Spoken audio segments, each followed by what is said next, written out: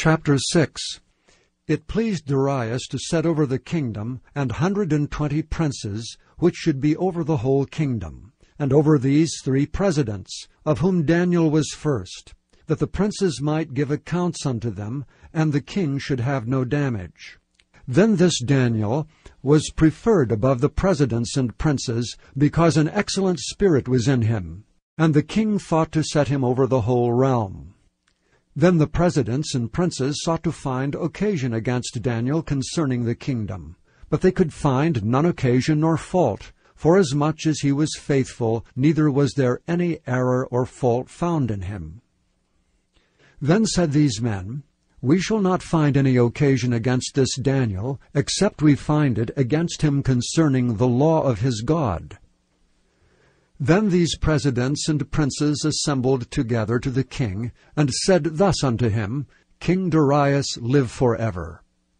All the presidents of the kingdom, the governors, and the princes, the counselors, and the captains have consulted together to establish a royal statute, and to make a firm decree, that whosoever shall ask a petition of any god or man for 30 days, save of thee, O king, he shall be cast into the den of lions. Now, O king, establish the decree, and sign the writing, that it be not changed according to the law of the Medes and Persians, which altereth not. Wherefore King Darius signed the writing and the decree. Now when Daniel knew that the writing was signed, he went into his house, and his windows being open in his chamber toward Jerusalem, he kneeled upon his knees 3 times a day, and prayed, and gave thanks before his God, as he did aforetime. Then these men assembled, and found Daniel praying and making supplication before his God. Then they came near, and spake before the king concerning the king's decree. Hast thou not signed a decree, that every man that shall ask a petition of any god or man within 30 days, save of thee, O king, shall be cast into the den of lions? The king answered and said, The thing is true, according to the law of the Medes and Persians, which altereth not. Then answered they and said before the king, That Daniel, which is of the children of the captivity of Judah, regardeth not thee, O king, nor the decree that thou hast signed, but maketh his petition 3 times a day. Then the king, when he heard these words, was sore displeased with himself, and set his heart on Daniel to deliver him. And he labored till the going down of the sun to deliver him.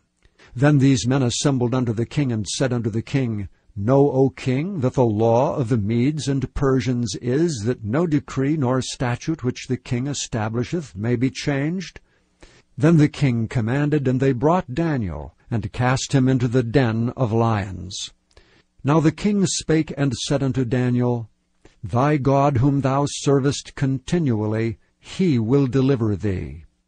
And a stone was brought, and laid upon the mouth of the den, and the king sealed it with his own signet, and with the signet of his lords, that the purpose might not be changed concerning Daniel.